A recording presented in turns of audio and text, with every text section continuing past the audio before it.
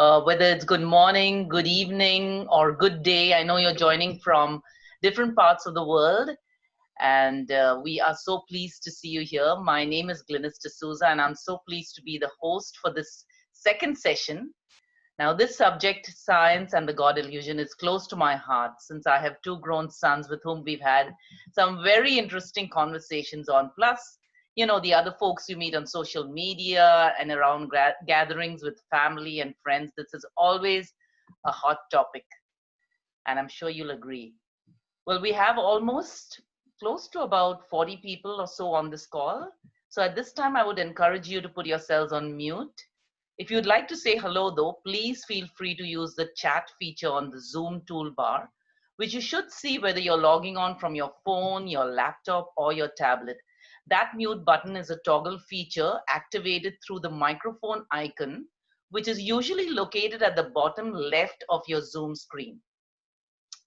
We do encourage you to keep yourself on mute throughout the call. In fact, we will actually be muting all participants, but if you'd like to unmute yourself, you can do that as well on that same button I mentioned. If you'd like to ask a question, which is so important, please type it in the chat and one of our moderators will be happy to direct them to our presenter, that's Robin, at the end of the session. Please feel free to display your video. Again, you can click the video camera icon to the right of the microphone button. Zoom usually has three different views depending on which device you're joining in from, namely the speaker view, the gallery view, and the full screen presentation view. On a phone, you can simply switch views by swiping your screen to the left with your finger. On your laptop and tablet, you will see more options like the ability to move between screens, maximize or minimize windows, showing the presentation display and the participant display. So some of us have mastered Zoom, but some of us, you know, are still learning. It's like a science to most of us. So, you know, there is no right or wrong way, but it's just a friendly platform. Now, this book study, the book that I'm showing here, is the study. Today is the second of a 4-part series, with each session taking place at 11 a.m. EST, Eastern Standard Time, on Saturdays.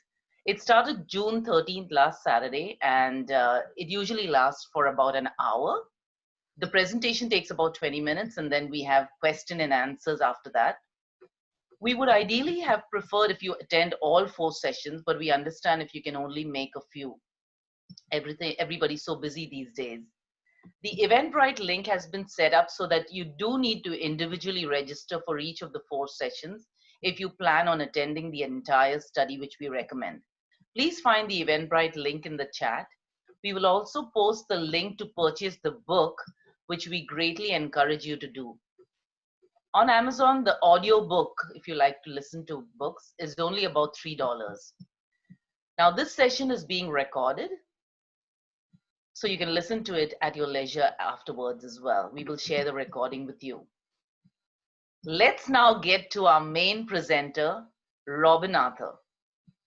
Robin Arthur is a newspaper editor and a columnist who won the Pan Asia Journalism Award in 1995. One of his books, Can the Poor Inherit the Earth?, won wide acclaim from UN organizations including UNESCO and UNDP. Now in Canada, Arthur worked very hard to develop an appreciation of interfaith dialogue, which is absolutely critical these days.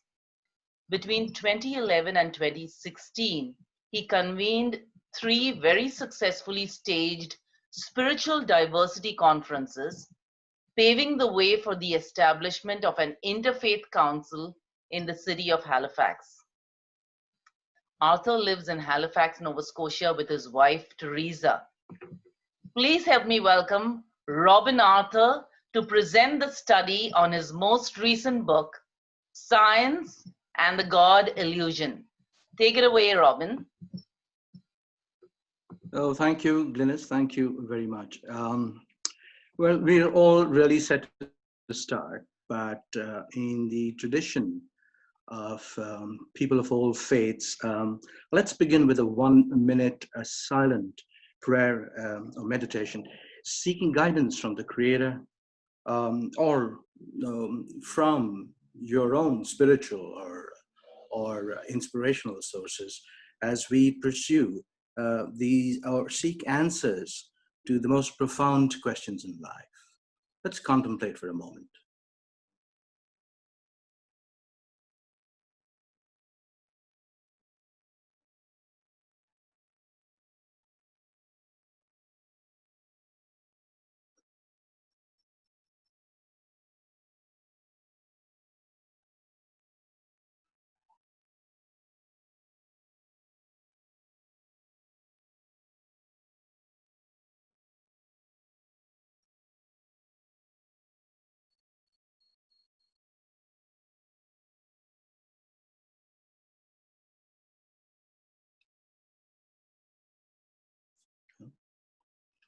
Okay, let's move on then. And good morning, friends and guests. Today we look at how the scientific and the spiritual can meet, the mysteries of the universe and of life that science cannot unravel, why science cannot disprove God. That being the scope of our talks today, let me share an epigram from Anthony de Mello's book, Prayer of the Frog. These snippets are very provocative. A guru promised a scholar a revelation of greater consequence than anything contained in the scriptures. When the scholar eagerly asked for it, the guru said, "Well, go out into the rain and raise your head and arms heavenward. That will bring you the first revelation." The next day, the scholar came back to report, and he said, "I followed your advice and water flowed down my neck, and I felt like a perfect fool." "Well," said the guru, "well, for the first day, that's quite a revelation, isn't it?" Okay. You may want to contemplate on that as we examine these 3 chapters today. In the first chapter of today's discussion, I make the point that the popular notion that the Catholic Church is opposed to science is a myth. Of course, the Church's opposition to Galileo's postulation of a heliocentric solar system is an embarrassment. But the truth is that the Catholic Church has been key to the development of science. The physicist who first proposed the Big Bang in 1927 was Georges Lemaitre, a French Catholic priest. So let's be open to the notion that the scientific and the spiritual are a twain that can meet. Einstein said it wonderfully. The situation may be expressed by an image. Science without religion is lame. Religion without science is blind. So through that lens, let's look at the Genesis story of the 6-day creation. Those who interpret Genesis in absolutely literal terms conclude that the earth is only 5,000 years old, and therefore reject the scientific view of the Big Bang, or of the fact that the Big Bang occurred approximately 14 billion years ago. The scientific contention had obviously enraged the world's Christian population, and sometime in October 2014, Pope Francis apparently intervened to sound a note of calm and caution. He told audience at the Vatican, God is not a magician with a magic wand, and that the theory of the evolution of man and the Big Bang does not in any way contradict the Genesis story. At the heart of this great misunderstanding is also etymology. As theologians explain, the Hebrew word for day is yom, but yom relates to the concept of time. An example would be in the day of the dinosaurs, or in the days of our grandfathers. You see, that could be an era. Saint Augustine, in his book, The City of God, proposed that God is outside of time. That says we should not translate Genesis from a literal sense. There is also the scientific factor, which takes into account the stretching of space and how time dilates as a consequence. According to Einstein's equations of the stretching factor, time dilates by a factor of approximately 1 trillion. That really means 1 trillion days on Earth would appear to pass as one day from that point.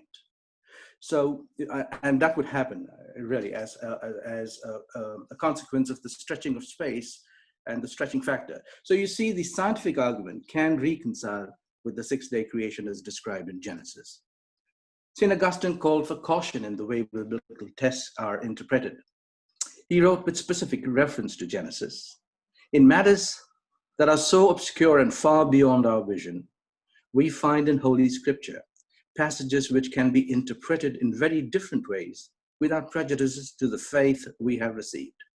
In such cases, we should not rush in headlong and firmly take our stand on one side, that if further progress in the search for truth justly undermines that position, we too fall with it. In taking that position, you see that neither the Big Bang nor evolution in nature contradict the creation story. Indeed, if this was the way the Creator chose to structure the universe or to begin life, so be it. There is no denying that science is the only empirical way to understand the natural world and comprehend some of those essential truths about the universe. But critical to man's search for truth that surrounds us is the question about how did we get here and where are we headed?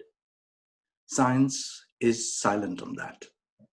So it really would make sense to seek those answers in the spiritual and mystical realms.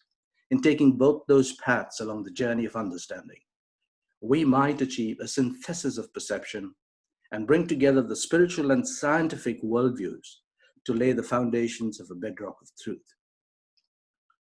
The second chapter in this discussion examines the mysteries of the universe and of life that science cannot unravel. The world-renowned physicist, the late Dr. Stephen Hawking, in a 2010 interview on the Larry King Live show, said something that can be challenged.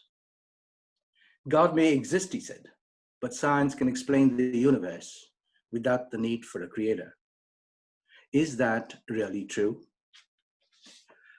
Carlo Broussard, a Catholic apologist, quoting a mentor and friend, Father Robert J. Spitzer, says science cannot know what it has not discovered, simply because it has not discovered it. In other words, the argument is that scientists can only be certain of what they have discovered through empirical observation, and that certainty can never be had whether there is some piece of data shrouded in the past or some piece of data that has not yet been encountered and that can shift the paradigm. So he concludes saying, so the claim that God doesn't matter because science can sufficiently explain the universe is unfounded. The eminent scientist Gerald Schroeder refers to several mysteries that build up the puzzle of existence in his book, The Hidden Face of God. He points to the gravitational force field produced by gravitons, for example. But what are gravitons? He says that question has no answer. What about sound waves? They impinge upon our eardrums as they convert to bioelectrical impulses, which are chemically stored in the cortex of the brain. But what you hear is not bioelectrical impulses. You are probably listening to a musical cantata. Just how these formerly inert atoms of carbon, oxygen, and nitrogen, which have been dancing in our heads, suddenly produce a thought or constitute an image or reconstitute an image. How those biochemical points are recalled and replayed into sentience remains an enigmatic mystery, Dr. Schroeder observes. In 1953, biochemist Stanley Miller attempted an experiment to investigate whether chemical self-organization could have been possible in a primordial ocean. While there was initial euphoria over the results, subsequent experiments failed to extend those findings. Dr. Schroeder observes, we can predict all the elements used in life, but there is no indication that we can predict amino acids joining together in chains of hundreds of thousands of units to form proteins, and then proteins combining into the symbiotic relationships we refer to as life. When in 1953, Stanley Miller produced a few amino acids through purely random reactions among chemicals found naturally throughout the universe, the scientific community felt the problem of life's origin had been resolved. But far from it. Subsequent experiments failed to extend his results. Thermodynamics favors disorder over order. Attempting to get those amino acids to join into any sort of complex molecules has been one long study in failure. The emergence of the specialized complexity of life, even in the most simplest forms, remains a bewildering mystery, says Schroeder. Let me now move on to the meat and bones of this book, Why Science Cannot Disprove God.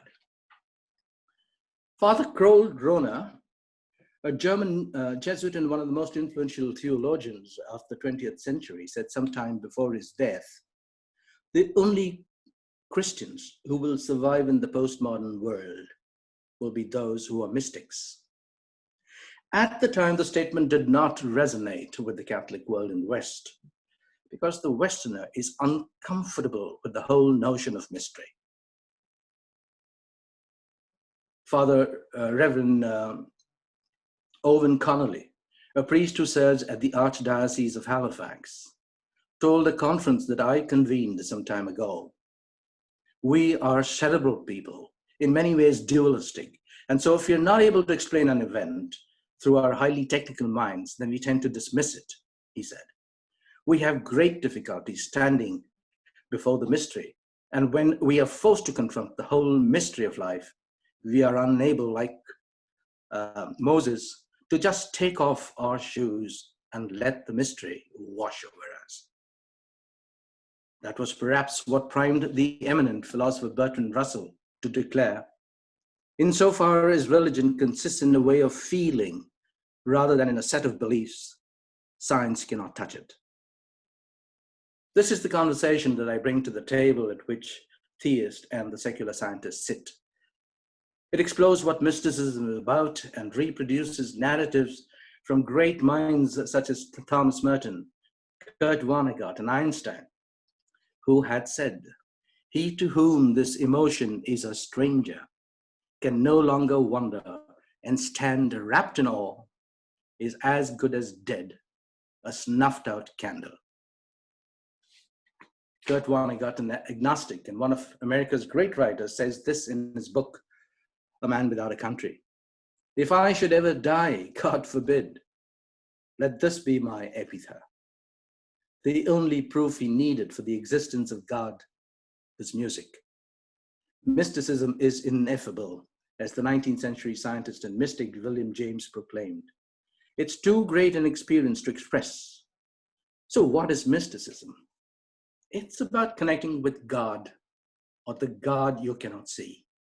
You do not turn to physics and mathematics to see the face of God, when all anyone can do to see that face is to open one's eyes and see his goodness pass by.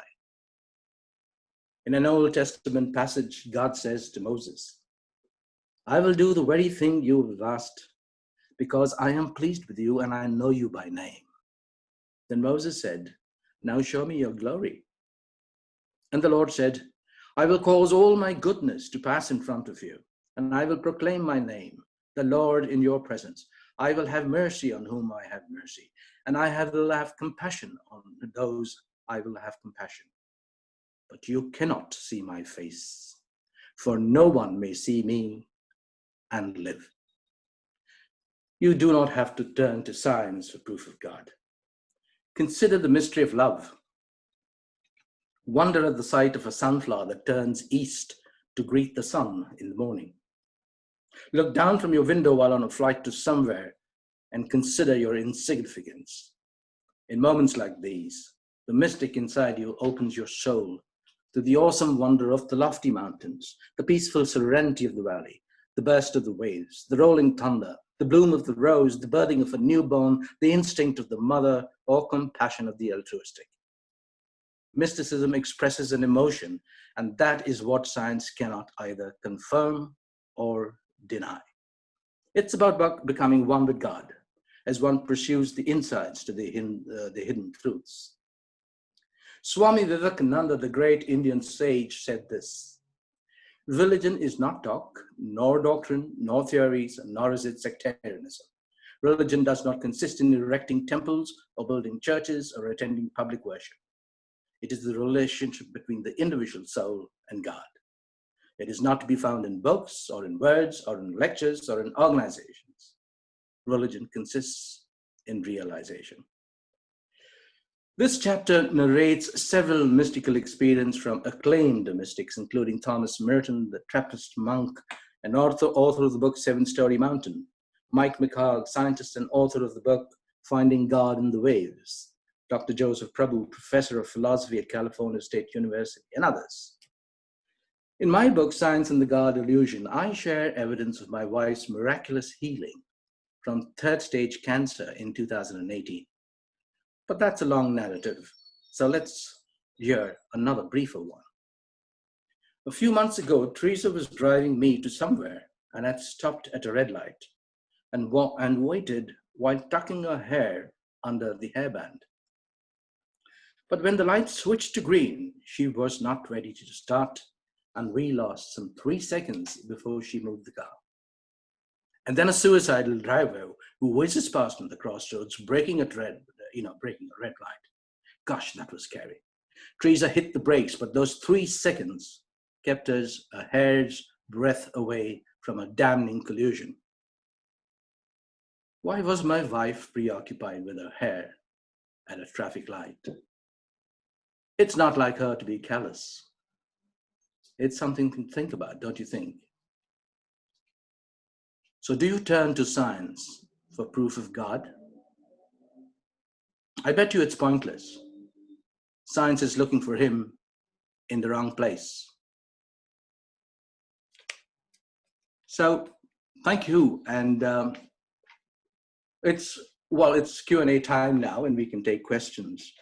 But before that, I want to introduce you to my friend, Stephen Webner, who wrote the foreword to my book, Science and the God Elusion, and to whom I would often turn to for clarity in the pursuit of separating scientific truth from scientific imagination. Professor Webner is a physicist at a liberal arts college, Eckerd in Florida, and is active in research which involves the theory of smashing atoms together using quantum physics. He is a practicing Catholic and has co-taught for over 15 years a course called A Culture of Science and Faith. Stephen, please feel free to jump in, especially to provide greater clarity if there's need for that. And now, while on that subject, I thought I should, broaden the Q&A session and make it a discussion. If the question is specific to the content of my book, I shall address it. If it's remotely connected with the topic, I may open it to discussion so that the session really becomes inclusive. Send your observation to the chat forum. Of course, we've got to fit it all into the time we have. If you cannot, my request is that you send your question to robinarthur@hotmail.com. That's what you see on the screen. And be sure you will get a response. Okay, let me begin with Rohan. Are you there? Are you there, Rohan? Yeah, Robin, I'm here. Can you hear me? Are you? Okay, I can hear you now. So let me begin with an observation by Rohan made at the last presentation. Rohan, would you briefly, tell us what you sent to me in a note? Hello, can you hear? Can the rest of you hear me? Yes, we can. All right. Yes, we can. So, the point that I was trying to make to Robin, I think, is that, my antecedents are essentially, I'm a marine biologist. I've been a scientist all my life. And of course, as being a scientist and having read Dawkins and having read, engaged with this debate for a while, I've become increasingly impatient with it, and the question that I sent Robin, if I can read from it, is that this debate really stems from it's really a foam mallet debate between what I think of as a religious evangelism and atheistic evangelism. And I think that Robin did a very good job today of discussing some of this, okay, about the fact that this is actually a false dichotomy. And I don't think that either side is going to win any significant victories, because in my contention, both sides are shadow boxing, lashing out at what they believe the other is attacking. It's basically, I think that there are two problems that I have with it. It is, the history of this debate is based, one, on some kind of a linguistic misunderstanding. It comes, you believe you're speaking with the same lexicon, but actually you're using words very, very differently, even very basic words, words like truth, like reason, okay, like faith, and the big word there, which is the word theory. The way a scientist understands theory and the way that a person of religious faith understands theory is very, very different. The way a theologian understands theory is very different. And that's critical, I think. That's the first one. The second is that it's a serious as death battle between institutions of power. And I think this is something that we really need to take into account a lot. The first debate between, which is just a linguistic debate, it's just, you can have an after dinner conversation and that's great. We can talk till the cows come home. The second problem I have with it is a much, much more genuine problem. And that I think we need to debate much, much more clearly, which is really that this is a battle of power. And it's basically the battle between two institutions of power that are seeking dominion over our minds and our societies. Because eventually, both of these are institutions. They represent institutions, whether it is the institutions of religion. I'm not talking about faith, I'm talking about religion. The institutions of religion and the institutions of the secular institutions, okay, to give them that broad name. Okay, and both of them are really trying, to control our minds. And I think the stakes there are high. Okay, and there are many forces on both sides that would like us to succumb to that to them. And what I can in the mail that I wrote to Robin, I said that we are really like marionettes in a Punch and Judy show, and it would be foolish to imagine that our true enemies are the puppets on the other side of the theater, wielding their wooden batons, okay, rather than the puppet masters above us. And I think that is my larger fear about this debate. Yeah, so as we can see, Rohan speaking of the foam mallet debates between religionists and atheists, and warns that when the saber rattling is driven by powerful institutions, that's when things get really ugly. I hear him, but atheist evangelization is not really new. In a sense, one has heard of the Chicago ceremonies in the late 19th century when babies were christened in absolutely irreligious and socialist ceremony. So in any case, these are foam mallets, as Rohan refers to them. It's harmless given the stats that are out there in the open. I know, Rohan, you say the stakes are high, but a new report by the Center for the Study of Global Theological Christianity at Gordon Conver Theological Seminary in Massachusetts shows a decline worldwide, with the number of atheists falling from 4.5% of the world's population in 1970 to 2.0% in 2010, and that being projected to drop further to 1.8% in 2020. So that's the little I can say about it. And if we may then move on, we can take another question, Wimla. Shaina will go first. Yep.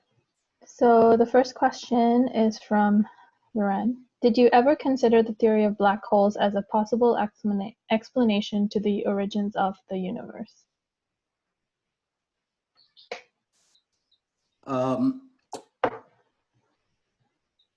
I have not discussed this in the book.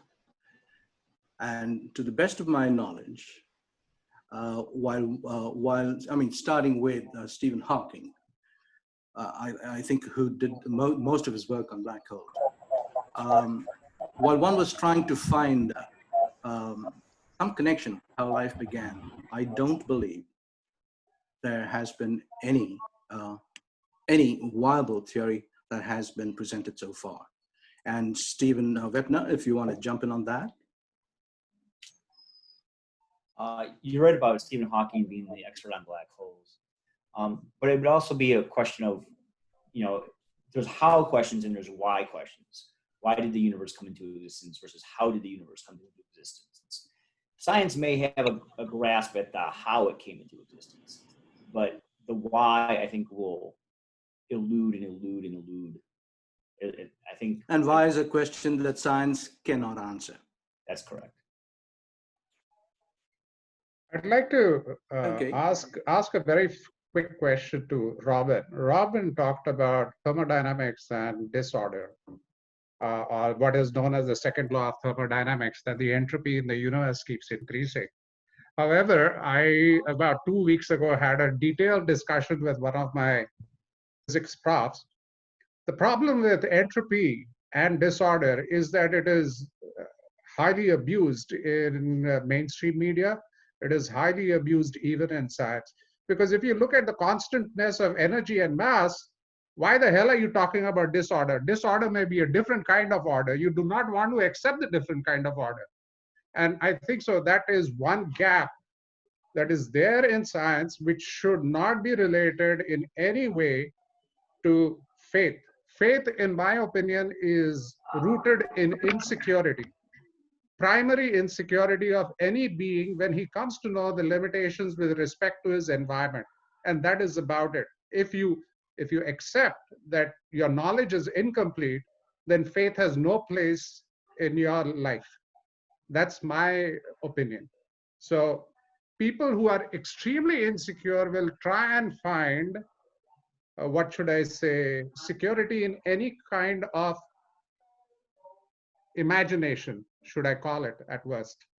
And that is where this whole entire business of faith, God, and everything starts off.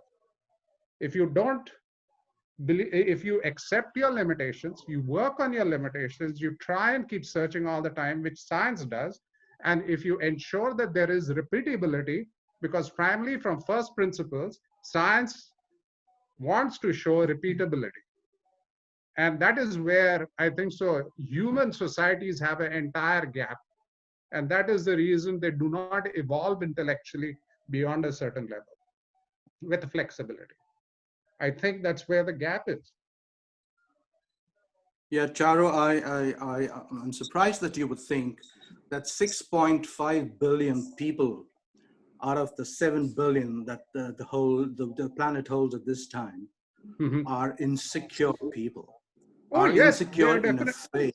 Are insecure in a faith.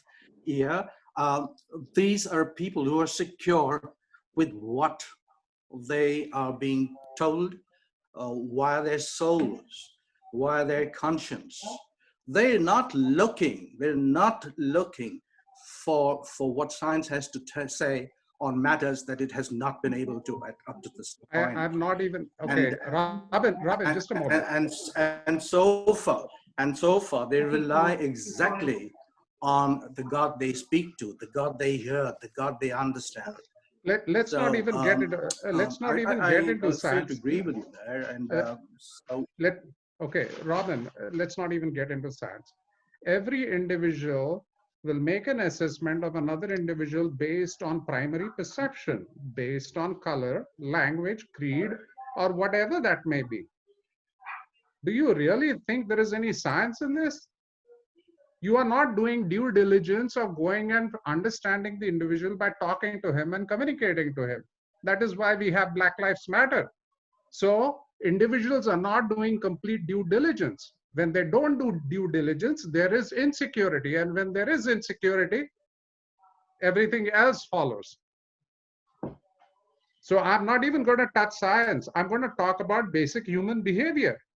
Are you trying to tell me that if you think your neighbor is behaving incorrectly, do you go and talk to him or you just make assumptions? Look at the science. Does somebody want? Yes. Yeah. this is Steve Webner. Yes. Rohan asked the first question about power, and you bring up insecurities. I would just argue that these insecurities are on the religious side, but they're also on the scientific side. The insecurities felt by the religious are very similar to the insecurities felt by the scientists. Can you give me an example on the science side? Where are the insecurities? People, Coronavirus for one. What is the insecurity in science? I completely don't understand. Because so for example, and I don't want to. When Stephen Hawking talks about the existence or non-existence of God, there is no scientific purview for him to talk about that. He's trained as a scientific expert. He's not trained as a philosopher. He's not trained as a theologian. There are many scientists who speak outside their field and they're taken as authority figures on things that they know nothing about. I don't know how that reflects. Okay. As per insecurity in science, tell me one theory where they are saying is, oh, there is a limit to which all theories which are purported will say is this will operate in this frame of reference. Okay. Beyond that frame of reference, it is not going to operate. And do you term that delta of unknownness to be insecurity? I think so. We are talking about two different things here. Individuals, whether it be Stephen Hawking, be it Einstein, or whether it be any common man, he operates in different frameworks. For example, when he goes to work, he has a very professional outlook. But when he comes home, he could be abusive to his wife. So we have two distinct personalities which may not overlap. So we're talking about something different. Robin, could I jump in here for just a minute? Charo, Sure, Ron, go ahead. So I'm sorry, Rohan, just 1 second. In the interest of time, we have to keep our questions really brief in this discussion. That's what I It's definitely important a discussion to be had. However, Rohan, go ahead. All right. Rohan? Well, I wouldn't be the one that attacks science at all. But what I will say is that science, all the theories of all the philosophers of science are basically saying we know all the way from Thomas Kuhn all the way to people like Paul Feyerabend that we are all essentially working within. So science is essentially a social construct. And it's very, very much, it's an institution in itself. It's a community of people who are using politics in the same way that religious institutions are using science. And the metaphors of science, okay, the paradigms of science have changed through time. It's changed through a whole lot as our basic beliefs keep changing. So there is in science, as there is in the religious field as well. I think that secularity responds to that, okay, because secularity basically assumes that you will draw your your belief systems from wherever you want to, okay, but your approach to finding fulfillment can come from science or from religion or from pretty much anything. That's my little contention.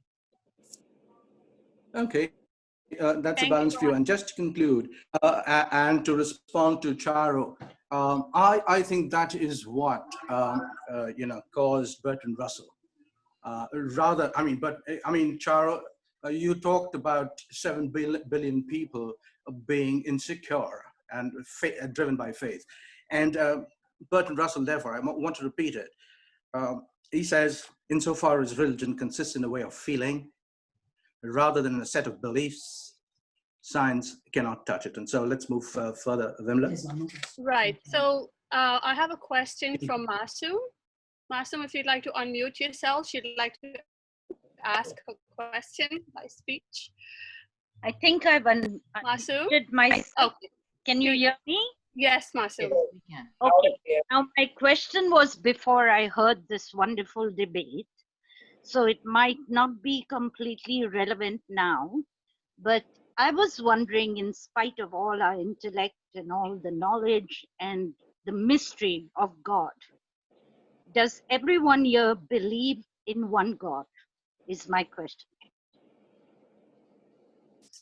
So, Masum, is that a question for Robin, or is that something? Robin, or anybody. My question is, in spite of being either a Catholic or a Muslim or Right. a scientist or whoever you are, wherever Right. you are, do you believe there is? Masum, Yes.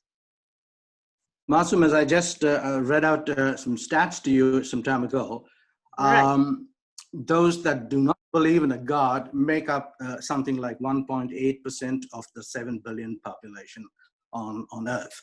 So it's not that everybody believes in No, God. my It's just that question is not about that. everybody believes. Robin, my question is not whether you believe in God or not. Do you believe there is one God?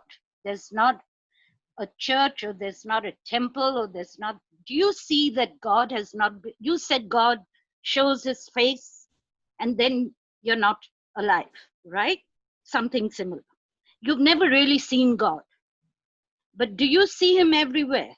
Do you believe that there is only one creator, no matter where you belong? Is my question. In your heart of hearts, do you really, are you able to spread your spectrum all across the whole of creation? So I just want to, say if everyone wants to answer that question, one way of doing it is putting a thumbs up. If you believe in one God, I can answer for myself. I do believe there's only one God, but that's something we can open up to everyone putting a hands, sign, thumbs up, thumbs down, whatever, and then we can move on, Masum, to the next question. But that's definitely a fantastic question. And I've thought of it often, because for me, there's only one creator, and we are all sons and daughters of one God, whether you believe in him or not.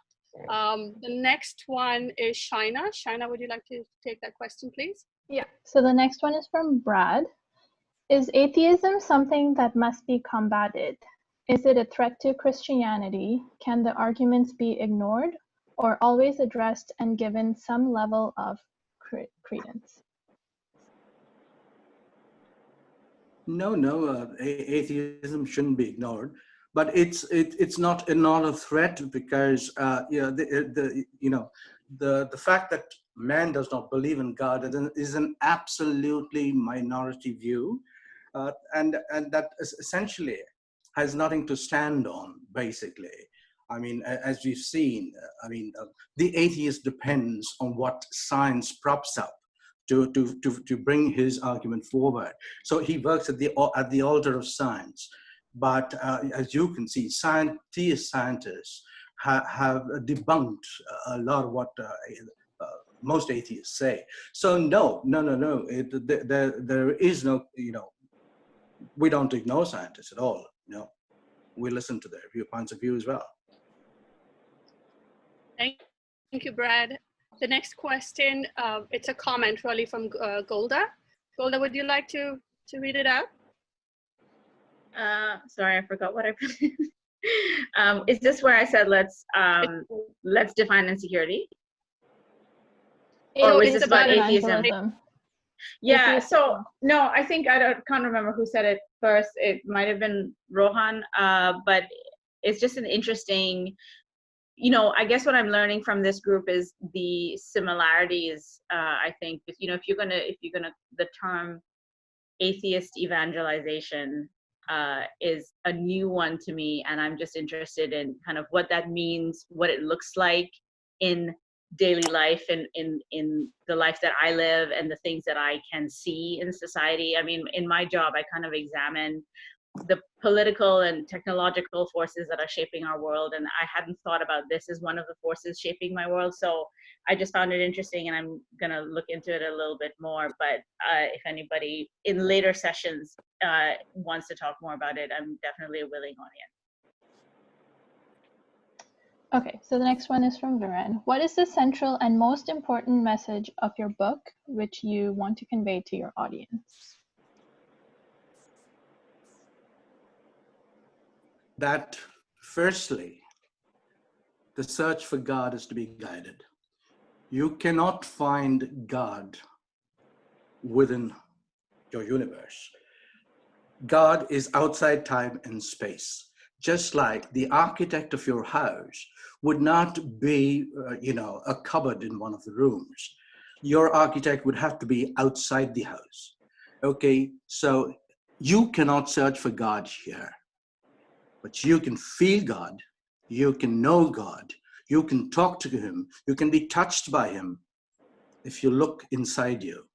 If you open your eyes and look at the beauty of the world, the birthing of a baby, as I said, the way a sunflower turns east in the morning and west at night, and then that turns to one another to share their light. I mean, you see God in just about everywhere. Thank you, Robin. So Oh, I have a question from Ashok Thomas. Why illusion? What, in your opinion, is the reason for this illusion? It simply says that we have a God that eludes scientific investigation. That's he cannot be seen or touched. He eludes scientific investigation. Yes. That's okay.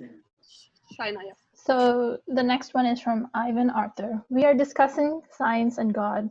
Just a small question. What is God?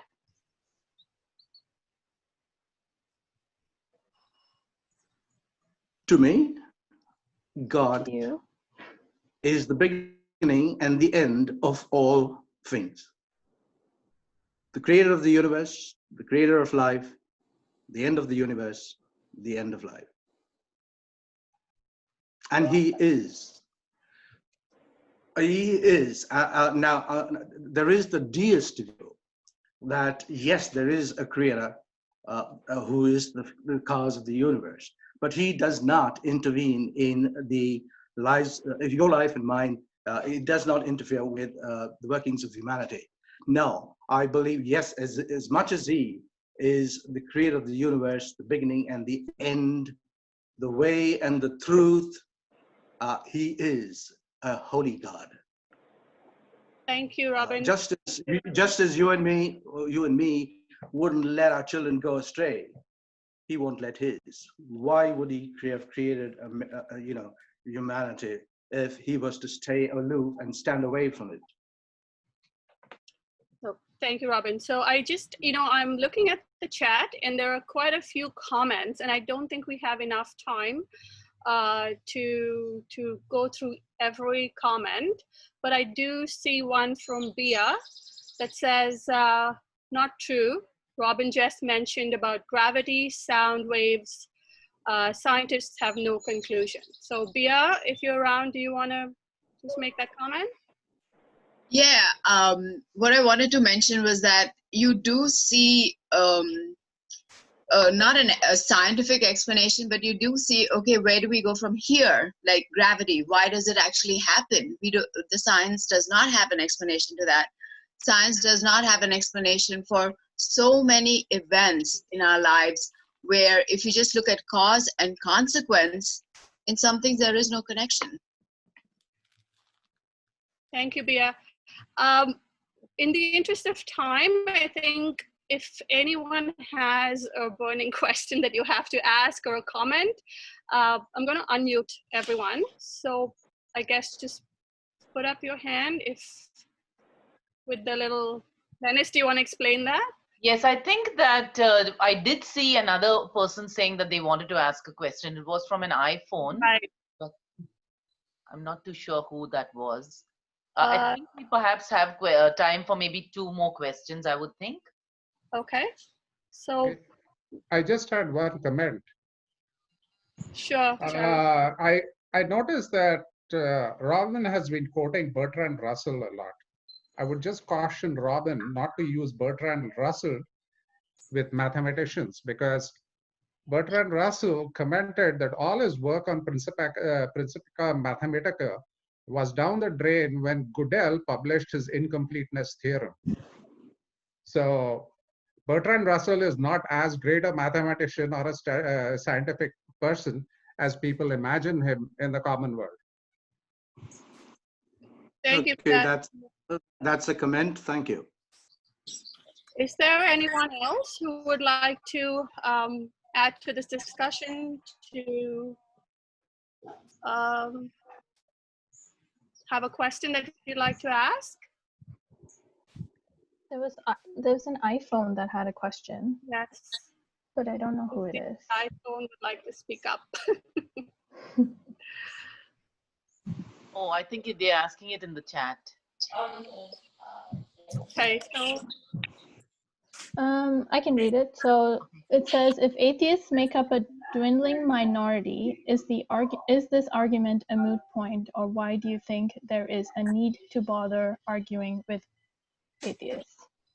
Cool. Yes, that is because it's something like the coronavirus. It's probably dead now. There are fears that it will raise its ugly head again. Not dead. And Not every anywhere time near there's a dead. scandal in the church, you will see, every time there's a scandal in the church, for example, you got flocks and flocks and flocks just leaving it. Why? Because they're all relying on a lame-legged, argument at the altar of science comes in from the atheist community. That's all. You just got to be vigilant of things like this. okay. So Glennis, I think. Yes. We do have 4 more minutes, and I think we can take a couple more questions. I believe. What do you think, Robin? Oh, we can probably unmute everybody. Mute everybody again, because I can hear some background noise. But if you would like to ask a question, you can feel free to unmute yourself. Somebody raised their hand. Masoom, you have a question, I think. Actually, it's not a question. I just wanted to say it's getting more and more interesting. And to have such a meeting like today and broaden our minds and listen, the arguments are also very welcome, is my point. It's wonderful to have the involvement. Thank you, Robin, and thank you, full team. I completely agree with you, Masoom. This is also increasing my knowledge, and there's so many questions out there that you're doing a great job answering them, Robin. In the capacity that you can, and everybody is putting their point of view. So I think it's a very rich discussion. I agree with you, Masoom. So I just have to. There's a question from Father Ranjan. I can't see you. Did you want to ask it yourself, or would you like me to read it out?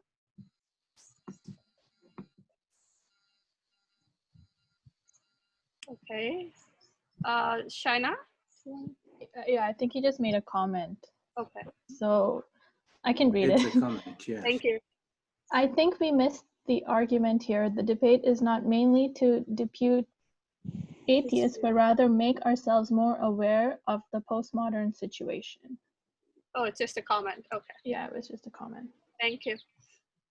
Father Ranjan, while we have you here, just wanted to say a big thank you to you. I mean, you've been so instrumental, really, in getting this, getting people to the seminars, with much of the promo material going on your website and onto your newsletters. Thank you very, very, very much, and for coming in here and sharing these views with us.